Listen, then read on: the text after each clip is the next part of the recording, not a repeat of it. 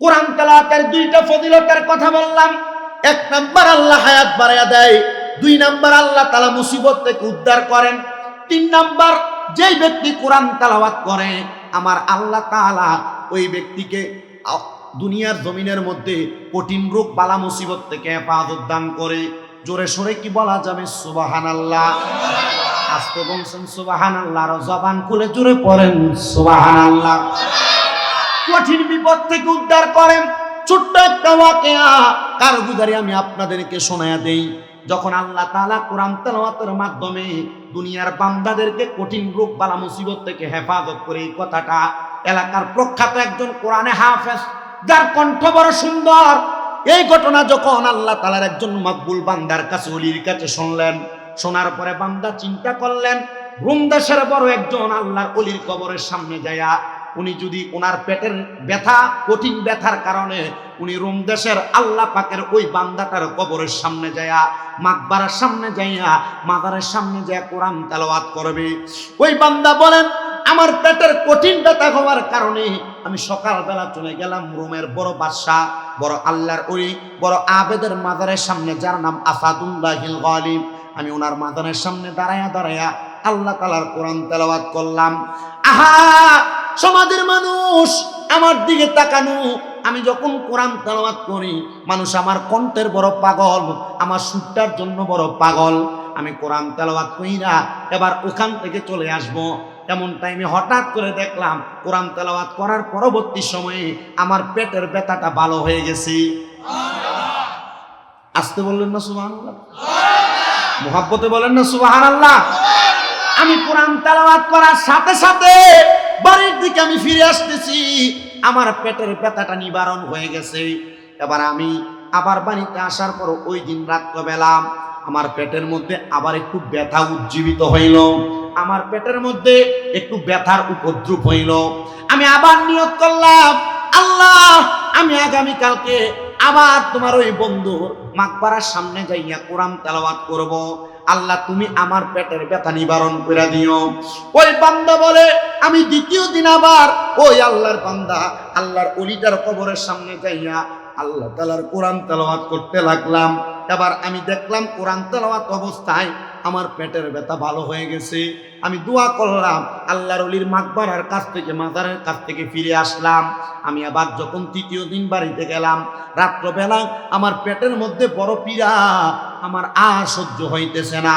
আমি আর সকালের অপেক্ষা করলাম না, আমি ফজরের নামাজের পূর্ববর্তী সময়ে ওই আল্লাহর ওলির মাকবারা মাজারের সামনে যাইয়া আমি কোরআন তেলাওয়াত করতে লাগলাম।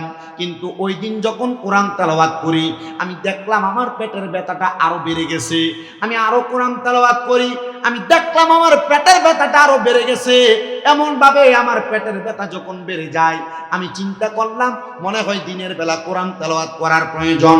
এবার আমি সকালে ফজরের নামাজ পড়লাম, ফজরের নামাজ পড়িয়া আল্লাহর ওলির মাজারের সামনে দাঁড়ায়া দাঁড়ায়া আমি আল্লাহ তাআলার কোরআন তেলাওয়াত করতে লাগলাম। দেখলাম পেটের ব্যথা শুধু বাড়তেছে।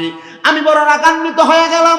রাগান্বিত হইয়া আমি একটা চাবুক নিয়া ওই আল্লাহর ওলির কবরের উপরে এক টানা, দুই টানা, টানা তিনটা বাড়ি মারছি, তিনটা বাড়ি। আমি রাগান্বিত হইয়া এবার যখন ওই আল্লাহর ওলির মাকবারা মাজারের সামনে থেকে চলে আসতেছি, এমন টাইমে আমি দেখলাম রাস্তার মধ্যে একটা পাগল ব্যক্তি এবড়ো থেবড়ো অবস্থায়, শরীরের জামা কাপড়গুলো এত সুন্দর না, মাথার কাপড়গুলো এত সুন্দর না, চুলগুলা এলোমেলো। উনি আমার সামনে আসলেন আর জিজ্ঞাসা করে, হে বান্দা রাগান্বিত হইয়া কোথায় যাও? আমার আল্লাহ তো রাগান্বিত চেহারা পছন্দ করেন না, আমার আল্লাহ তো রাগান্বিত চেহারা পছন্দ করেন না। আল্লাহ তো তোমাকে দুনিয়ার জমিনের মধ্যে সুন্দর সুরত দিয়া দুনিয়াতে পাঠাইছে, তাহলে চেহারা কেন রাগান্বিত? ওই পাগলা ব্যক্তিটা আমারে যখন এই কথা বলল, আমি বললাম রাগান্বিত হওয়ার কারণ হইল আমার 2 দিন পেটের ব্যথা হওয়ার কারণে আল্লাহর ওলির মাকবারা মাজারের সামনে আমি কোরআন তেলাওয়াত করেছি, আমার আল্লাহ আমার পেটের ব্যথা নিবারণ করে দিয়েছে। কিন্তু আমি তৃতীয়বার যখন কোরআন তেলাওয়াত করলাম আর আমার পেটের ব্যথা ভালো হয় না। আমি রাগান্বিত হইয়া ওই বান্দাটার কবরের মধ্যে আমি 3টা বাড়ি দিছি। আমার আর ভালো লাগে না, আমার পেটের ব্যথাটার জন্য সহ্য হইতেছে না, এজন্য আমার চেহারাটা বড় রাগান্বিত দেখা যায়। ওই পাগলা ব্যক্তিটা সামনে আনলেন কোরআনে হাফিজকে, আইনা তার পেটের মধ্যে 1, 2, 3 করে 3টা থাপ্পড় লাগাই দিলেন। কয়টা থাপ্পড় লাগাইছে? 3টা থাপ্পড় লাগাই দিছে আস্তে আস্তে। এবার ওই কোরআনে হাফেজ লক্ষ্য করে দেখে ওই আল্লাহর বান্দা পাগল ব্যক্তিটার হাতের থাপ্পড় খাইয়া এই বান্দার পেটের ব্যথাটা নিবারণ হয়ে গেছে।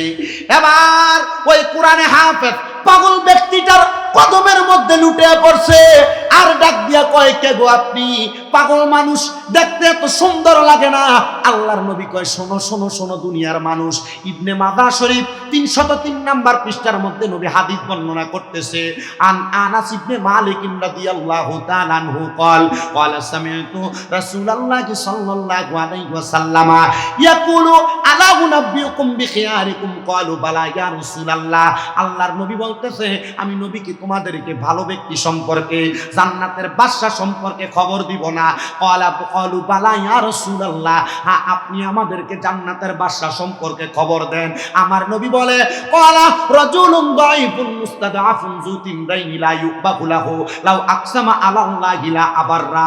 এমন ব্যক্তি, যেই ব্যক্তির শরীরের জামাগুলা হবে এলোমেলো, চুলগুলা হবে এলোমেলো, দেখলে তোমাদের পছন্দ হবে না, তবে লাউ আকসামা আলাল্লাহি লা আবাররা, সে যদি আমার আল্লাহর কাছে কোনো দোয়া করে, আমার আল্লাহ ডাইরেক্ট তার দোয়া কবুল করে, ওই ব্যক্তি জান্নাতের বাদশা। এবার হাফেজে কোরআন বলে, আপনি পাগল মানুষ, আপনি দোয়া করার কারণে আমার পেটের ব্যথা নিবারণ হয়ে গেছে। আমি তো ওই কবরের মধ্যে আঘাত করেছিলাম। ওই পাগলটা পিঠের জামাটা উঠাইয়া পিঠের জামাটা ধুইরা দেখাইতেছে, দেখো তো যেই 3টা বাড়ি তুমি কবরের উপরে দিছিলা, আমার পিঠের মধ্যে কয়টা দাগ দেখা যায়? এবার হাফেজে কোরআন বলে, আপনার পিঠের মধ্যে 3টা দাগ দেখা যায়। পাগলা ডাক দিয়া কয়, এ কোরআনে হাফেজ, যার কবরে বাড়ি দিছ আমি হইলাম ওই কবরের বাসিন্দা। ওমা, কবরের বাসিন্দা সামনে এলেন কেমনে? পারে কিনা? ওয়ালা তাকুলু লিমান ইউকতালু ফি সাবিলিল্লাহি বাল আহইয়াউ ওয়ালাকিন লা তাশউরুন। যারা আল্লাহর রাস্তায় চলে যায় তোমরা তাদেরকে মৃত বলে ধারণা করবে না। মৃত বলবেন তো পরের কথা, আল্লাহ বলছে ধারণাই করবে না। সুবহানাল্লাহ নাই? আল্লাহ বলে যারা আমি আল্লাহর রাস্তায় চলে আসছে তোমরা তাদেরকে মৃত বলে ধারণাই করবে না। আল্লাহ কেন? আল্লাহ বলে বাল আহইয়াউন, কারণ তারা জিন্দা, তারা ইন্তেকাল করেছে বাবে ইনফিয়ালের ওজনে, মারা যায় না, স্থানান্তরিত হয়েছে, জায়গা পরিবর্তন করছে। যদিও তারা মাকবারা মাজারের মধ্যে আছে, তারা ওই জায়গার মধ্যে এমনে নাই। আল্লাহর নবীর হাদিস বলে রে, তারা তাদের মাকবারা মাজারে নামাজ আদায় করে। আর জবান খুলে বলেন না সুবহানাল্লাহ। ওরে খুঁজলে পাবি প্রাণ মুর্শিদ রে, আরে তালাশ করলে মন মাজারে রে। ওরে জিন্দায়লি জিন্দায়লি আছে যার মাজার, বলেন জিন্দায়লি আছে যার মাজার, শোনো প্রমাণ তার মিলায় যারা আউলিয়ার বাজার, বলেন মিলায় যারা আউলিয়ার বাজার, তারা ইমানদার, মিলায় যারা আউলিয়ার বাজার। অলিরা মরে না বাইরে শয়নে জিন্দা রইয়াছে, কোরআনে আল্লাহ দেয় প্রমাণ, বলে কোরআনে আল্লাহ দেয় প্রমাণ। আল্লাহর ওলি জিন্দা থাকে, রওজা পাকে নামাজে পড়ে। আল্লাহর ওলি জিন্দা থাকে, রওজা পাকে নামাজে পড়ে। হাদিসেতে আছে তার প্রমাণ, বলেন হাদিসেতে মান তারা ইমানদার, মিলায় যারা আউলিয়ার বাজার, বলেন মিলায় যারা যার তারা ইমানদার, মিলায় যারা। কষ্ট হইতেছে আপনারা? কষ্ট হইতেছে? হুজুর বলছেন আসলে আমি ওয়াজের লাইনটা ঠিক রাখতে পারতেছি না, জানি না, তবে এতটুকু মনে রাখেন আমি এই উদ্দেশ্যে ওয়াজ করতেছি যেন হুজুরদের নেক নজর আর সৌবত আমার সিনাতে একটু আসে। আলহামদুলিল্লাহ তো একটার জবান দিয়ে আসে। আলহামদুলিল্লাহ আওয়াজ দিলে ফর্দা শোক আব্বারা জোরে কোন আলহামদুলিল্লাহ। আসলে বাবা আমার অনেক কষ্ট হয়, আমার বয়সের সাথে ওয়াজ করার যে মানে আমার বলার যে লিমিট, এটা আমার লোকে মিলে না, তবু চেষ্টা করি মানুষ দাওয়াত দেয় বিদায়। আলহামদুলিল্লাহ, আপনারা যদি দোয়া করেন মনে হয় এটা চলতে থাকবে মরার আগ পর্যন্ত। তবে যেভাবে করতেছি এভাবে কইরা যদি ইমানে আমলে ইন্তেকালটা করতে পারি, আল্লাহর দরবারে শুকরিয়া। আল্লাহ সেই ইমানে আমলে আমি সব আপনাদের সবাইকে জিন্দিগি দান করুন। জায়গাটা কি ছোট হয়ে গেছে আপনাদের জন্য? আপনারা চিন্তা করতেছে প্রথম যাই বলছি যে 27-28 জন দেখছি না। আল্লাহ কবুল করুক, আমিন বলেন। হুজুরকে ব্লাস্টে মানুষ আসবেন, এটা কি বলেন? এটা তো চুম্বক, এটা তাই না শুধু আনে আর মানুষ দূরে যাইতে চায়। চুম্বকের উল্টা ফিট যদি লাইগা যায় দূরে যাবে, তবে সাবধান বেয়াদবি না যেন হয়। ইমান নিয়া পরিপূর্ণ অন্তরটাকে এই জায়গায় রাখি অল্প সময় ব্যয় করেন, কাজ হবে। আল্লাহ যেন কবুল করে, ধরে পড়েন আমিন। তো যেই কথা বলতেছিলাম, কোরআনে হাফেজকে পাগলা ব্যক্তি পিঠটার উল্টে দেখায় দিয়া কয় কবরে বাড়ি দিছিলে কয়টা? বলে 3টা। আমার পিঠে দাগ দেখা যায় কয়টা? বলে 3টা। এ পাগলা, তুমি কি আমারে চিনতে পারো? হুজুর ও না সরি, এ কথা পরে কোরআনের আয়াতের অর্ধেক বলছি। আল্লাহ বলছে আল্লাহর ওলিরা মরা না, কি জিন্দা। বালাহিয়াউন, তারা হলো জিন্দা। আল্লাহ কয় যারা মরা বলে ওয়ালাকিন লা তাশউরুন, এরা নির্বোধ, এরা বোকা, এরা বুঝে না, এই জন্য তারা মরা বলে। এবার আপনারা বলেন আমরা বোকাও না নির্বোধ না, আমরা সবাই ওলিদেরকে জিন্দা মানার দরকার আছে না নাই? এটা আমাদের কথা না, কথা কার? জোরে বলেন কার? ও বন্ধু মনোযোগ দেন। এবার ওই হাফেজে কোরআন ওনার পায়ের মধ্যে ধরে ফেলছে, ডাক দিয়া কই হুজুর আপনি না আপনার মাজারের মধ্যে মাকবারার মধ্যে তাহলে কেমনে আমার সামনে আসলেন? ডাক দিয়ে কই বাবা সামনে আসছি ওলিরা মরে নাই, ওলিরা জিন্দা তোমারে বুঝাইয়া দেওয়ার জন্য। বলে হুজুর কেন? আমি কোরআনে হাফেজ, আমি কি জানি না? আরে বাবা কোরআনে হাফেজ হইলেই জানে না, জানার জন্য কোরআনটাকে পুঙ্খানুপুঙ্খানুভাবে যাচাই বাছাই করা লাগে, কোরআনের শাব্দিক অনুবাদ জানা লাগে এবং কোরআনের তাফসীরগুলো জানা লাগে। আমি আমার এই বয়সে এখন পর্যন্ত 3টা তাফসীরের কিতাব পরিপূর্ণ শেষ করতে পারি নাই, 3 নাম্বার চলতেছে। তবে আমি যেই 3টা তাফসীরের কিতাব আমি দেখেছি, প্রত্যেকটা কিতাবের মধ্যে যাচাই বাছাই করে দেখলাম আউলিয়ারা মরে না, আউলিয়া কেরাম জিন্দা জিন্দা জিন্দা। আল্লাহ তাআলা এই আকীদার উপর আমাদেরকে অটল থাকার তৌফিক দান করুন, জোরে পড়েন আমিন। কিন্তু অনেক জায়গায় দেখা যায় আউলিয়া কেরামের মাজারের উরুসের নাম দিয়ে গান বাজনা করে, বেডি দিয়া গান বাজনা করে, বাউল গানের আসর জমায়। আল্লাহর কসম এদের সাথে সুন্নিয়তের কোনো সম্পর্ক নাই, কারণ আউলিয়া কেরাম শিক্ষা দেয় নাই নারী দিয়া বাউল গান করাইবা, উরুস মুবারকের নাম দিয়ে গান বাজনা করাইবা। এরা ভণ্ড, এরা বদমাশ, এদের কারণে আউলিয়া কেরামের বদনাম হয়। এবার বলেন আমরা এমন বাউল গান যারা আউলিয়া কেরামের উরুসের নাম দিয়ে করে পক্ষে আছেন নাকি? এদের পক্ষে আছেন নাকি? তাহলে মনে রাখবেন এরা ফাঁকা বন্ড। জি, এরা বালা। যদি মনে করেন এই জায়গায় মগবাজারের ফিরসা বুঝুন না আইসা আবুল সরকারই তো জি হুজুর,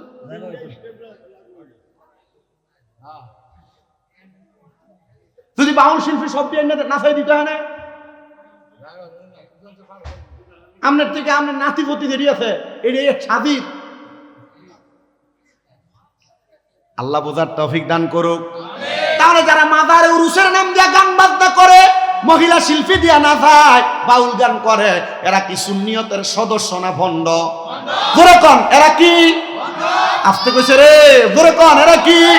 এরা সুন্নিয়তের বদনাম করে, এদের কারণে সুন্নিয়তের বদনাম হয়। আল্লাহ যেন এমন নাখোশ ভণ্ডদের থেকে আমাদেরকে হেফাজত করে, জোরে বলেন আমিন। হাফেজে কোরআন বলে হুজুর আপনি আমার সামনে আসছেন কারণ কি? ওয়াজের ভূমিকা চলতেছে, কিন্তু ওয়াজ এখনো শুরু হইছে না। খিচুড়ি হইছে 5 ডেক, খাওয়াইনা মানুষ হইছে মাত্র 2 ডেক, তাহলে আরো 3 ডেকের মানুষের দরকার। 3 ডেক আমার মা বোন দিয়ে ফুরবো ইনশাআল্লাহ। আল্লাহ কবুল করক, জোরে কোন আমিন। হুজুর আপনি আমার সামনে আসছেন, হুজুর কারণ কি? আপনি কি আমার কারণটা বলতে পারবেন? হুজুর আপনি আমার কারণটা বলে দেন। হুজুর বলতেছে, বাবা প্রথম যেদিন তুমি আমার মাকবারার সামনে, মাদারের সামনে কোরআন তেলাওয়াত করেছো, আমার কাছে বড় ভালো লাগছে। আমি আল্লাহর কাছে দোয়া করলাম, আল্লাহ দে হাফেজে কোরআনের কণ্ঠ এত সুন্দর, তেলাওয়াত এত সুন্দর, তুমি তার পেটের ব্যথাটা নিবারণ করে দাও।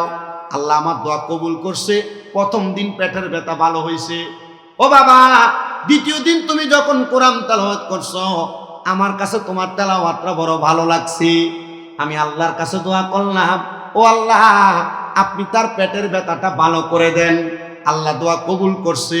এবার বলেন, ওলিরা দোয়া করলে আল্লাহ দোয়া কবুল করে কি করে না? মারহাবা। এ আকীদা আসেনি, এ বিশ্বাস আসেনি, ইমানদার বলে হুজুর আমি তৃতীয় দিনও তো কোরআন তেলাওয়াত করলাম, তখন কেন ব্যথা ভালো হইল না? হুজুর তখন কেন আমার পেটের ব্যথা বেড়ে গেছে? হুজুর উত্তর দেয়, বাবা তোমার কোরআন তেলাওয়াতের গলাটা এত সুন্দর, তোমার তেলাওয়াত এত মজা লাগে, আমি চিন্তা করলাম তোমার যদি এখন আল্লাহর কাছে দোয়া করি পেটের ব্যথা ভালো করে দেওয়ার জন্য, তুমি আমার কাছে তেলাওয়াত কইরা পেটের ব্যথা ভালো হইলে তেলাওয়াত খতম কইরা চলে যাইবা।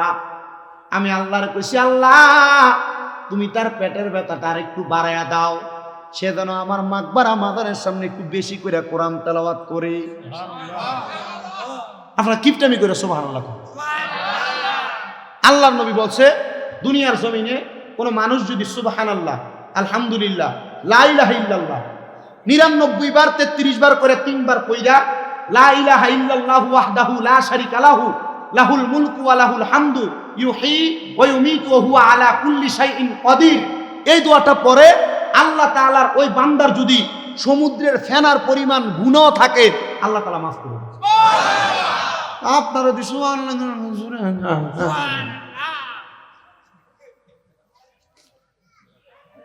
এই হুন্ডাগুলো একটু আস্তে করে সাইড করে দেন ইনশাআল্লাহ, তাহলে আমার ভাইদের দাঁড়াইতে সুবিধা হবে। আরেকটা লাল হুন্ডা আছে, কার জানিও পাইছি আরটিআর, লয়ে যান তাড়াতাড়ি।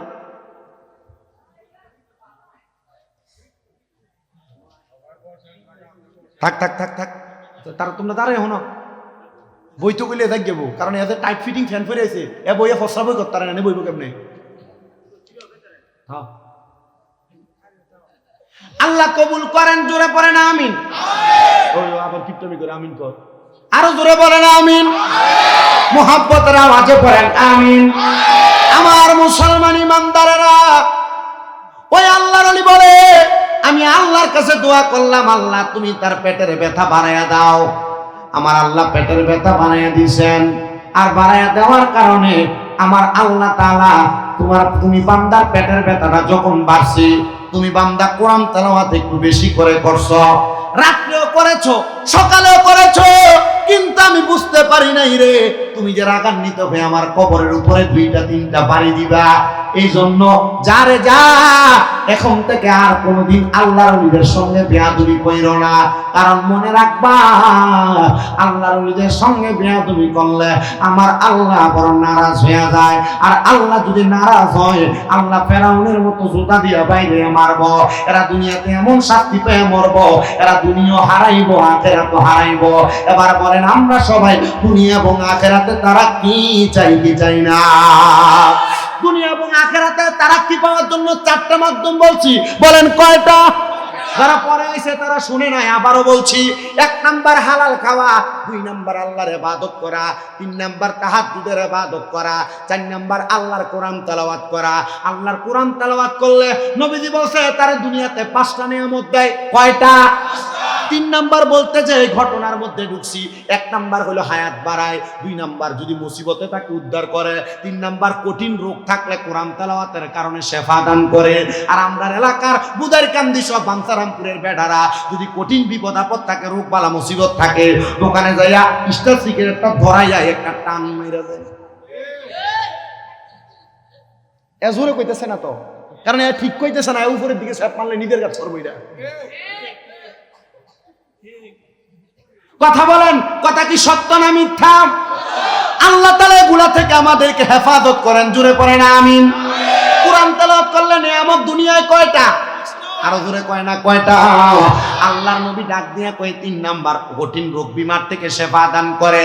4 নাম্বার কেউ যদি আল্লাহ তাআলার কোরআন তেলাওয়াত করে আমার আল্লাহ তাআলা ওই ব্যক্তির রিজিকে বরকত দেয়, ইনকামে বরকত দেয়। ও বন্ধুরে, আপনার কামাই নাই টেনশন করেন, পর্দার অন্তরালের মা বোনেরা যারা শুনতেছে আপনার স্বামীর ইনকাম নাই আপনি টেনশন করতেছেন, আমি বলবো মা এখন থেকে আল্লাহর কোরআনটা তেলাওয়াত করেন, দেখবেন আমার আল্লাহ তাআলা এমন বরকত দান করবে, এই কোরআন তেলাওয়াতের বরকতে আপনার সম্পদের অভাব থাকবে না। অনেকে বলতে পারে হুজুর আমি তো কোরআন তেলাওয়াত রেগুলারই করি কিন্তু আমার বরকত নাই। আমার জামাই 10 বছর আগে 300 টাকা কামাই করত, এখন মাত্র 500 টাকা কামাই করে।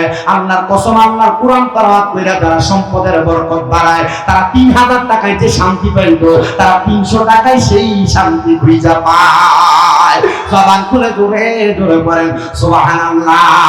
ইয়া রাসূলুল্লাহ, ইয়া হাবিবাল্লাহ, নবী গো আপনার কাছে জানতে চাই আপনি দয়াল নবী রাহমাতুল লিল আলামিন নবী বলেন না আমার আল্লাহ তাআলা 5 নাম্বার কোন নিয়ামত দান করে?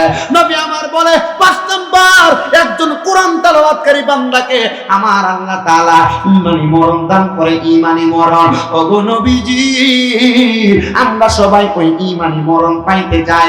আপনাদের এলাকায় অনেক মানুষ মারা যায়, বিছানায় প্রস্রাব করে দেয়, মারা যাওয়ার সময় পায়খানা করে দেয়, নাকে মুখে দিয়ে রক্ত বের হয়, চোখের মধ্যে দিয়ে রক্ত বের হয়, চোখ উল্টে দেয়, জিহ্বায় কামড় দিয়ে মারা যায়।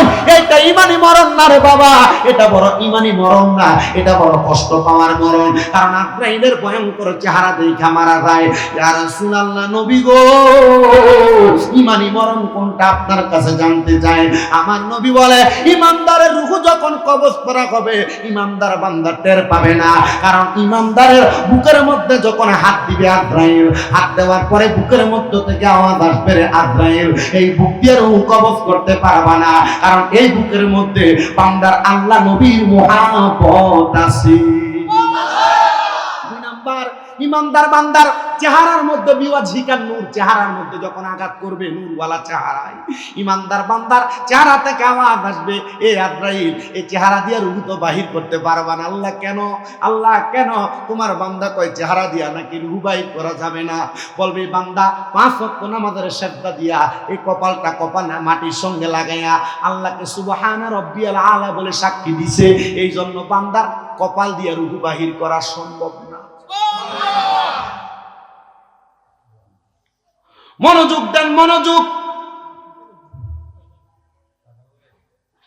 বান্দার ডান দিকে আজরাইল ফেরেশতা যখন হাত দিবে বান্দার ডান দিক থেকে আওয়াজ আসবে এ ফেরেশতা আজরাইল ডান দিক থেকে তো রূহ কবজ করা সম্ভব না।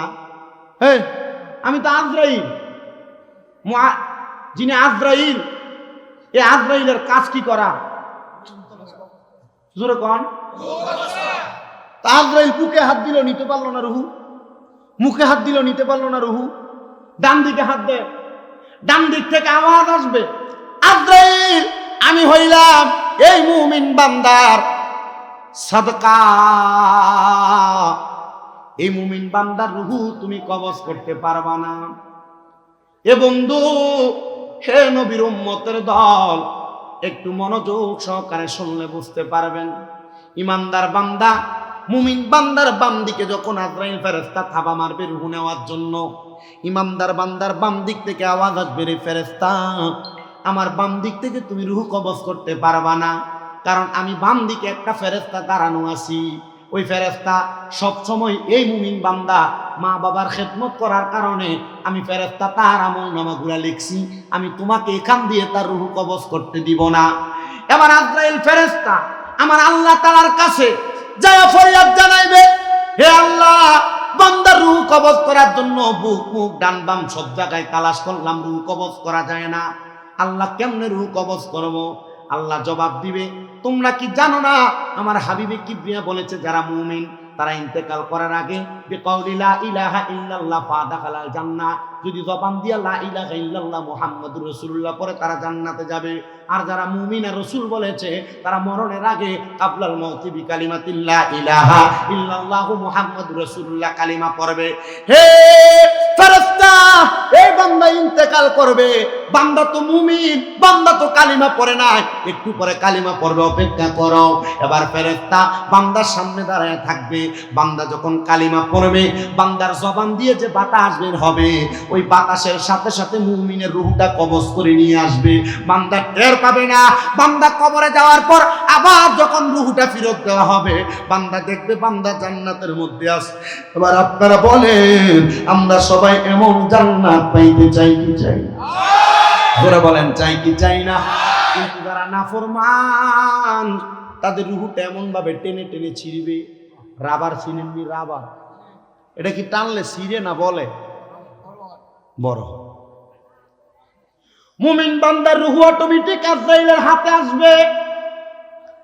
কিন্তু রাবারকে টানলে যেমন রাবার টানার মতো লম্বা হয়, এটা স্ট্রেচ হয়, একবারে বেশি টানাটানি করলে এটা ছিঁড়ে। আজরাইল বেঈমান নাফরমান বান্দা, বেআমল বান্দার রূহটার এমনে টানবে। একটা নাফরমান বেঈমান বান্দা চিৎকার করবে। হাদিস শরীফ দেখলাম, হযরতে জাবির ইবনে সামুরা রাদিয়াল্লাহু তাআলা হাদিস বর্ণনা করে, সেখানে বলছে মুমিন বান্দা বেঈমান বান্দা ইন্তেকাল করলে আজরাইল যখন তার রূহটা কবজ করবে, সে এমন ভাবে চিৎকার করে করে কান্না করবে, এমন ভাবে চিৎকার করে করে কান্না করবে। চিৎকার করে করে কান্না করলে জিন জাতি এবং মানুষ জাতি ছাড়া তার কান্নার আওয়াজ সবাই শুনবে। ও মুসলমান, কবরের উপরে দেখবেন মাঝে মাঝে কুকুর যায় দাঁড়ায় দাঁড়ায় কান্দে। কবরের উপরে দেখবেন কুকুর যায় ভাও ভাও করে কান্দে, ডাকে। এটা কেন জানেন? কারণ কুকুরটা জিন জাতীয় না, মানুষ জাতীয় না, অন্য একটা মাখলুকাত। এই জন্য এই কুকুরগুলা বুঝতে পারে এই কবরের মধ্যে কঠিন আযাব হইতেছে। বান্দার কবরের মানুষটা যিনি আছে, তার কবরের মধ্যে কঠিন যন্ত্রণা দেওয়া হইতেছে। আল্লাহ তাআলা এমন নাফরমানি মৃত্যু থেকে আমাদেরকে হেফাজত করে মুমিনের মৃত্যু দান করুন। জোরে পড়েন আমিন। কোরআন তেলাওয়াত করলে 5টা নিয়ামত দুনিয়ায়। 1 নাম্বার হায়াত বৃদ্ধি, 2 নাম্বার মুসিবত থেকে মুক্তি, 3 নাম্বার রোগ মুক্তি, 4 নাম্বার রিজিক বৃদ্ধি, 5 নাম্বার ঈমানের মৃত্যু। আল্লাহ যেন আমাদেরকে এই সবগুলা নিয়ামত পাওয়ার তৌফিক দান করে।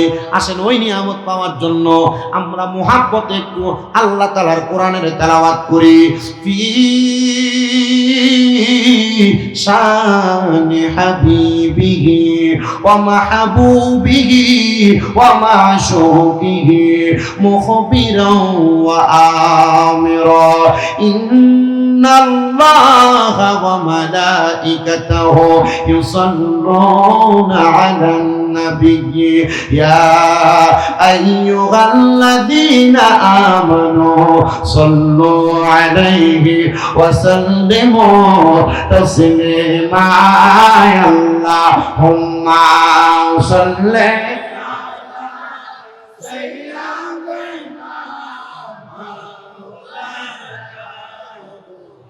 মাহদি ওয়া আলা আলিহি।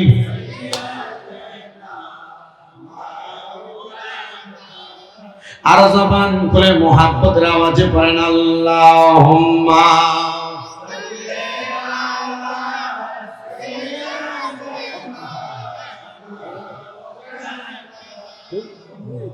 মাহদি ওয়া আলা আলিহি।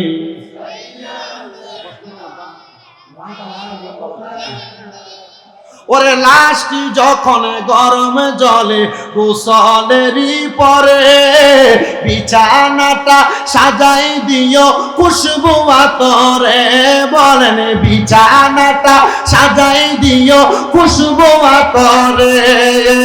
পড়বি কোরআন দুরুদ শরীফ, কান্না বিলাপ করিস না। কাফনে দিস নবীজির নাম বলিস না রে, বলিস না। কাফনে দিস নবীজির নাম বলিস না রে, বলিস না। আমি হঠাৎ করে গেলে মোরে, হঠাৎ করে গেলে মোরে, কাঁদিস না কেউ, কাঁদিস না। কাফনে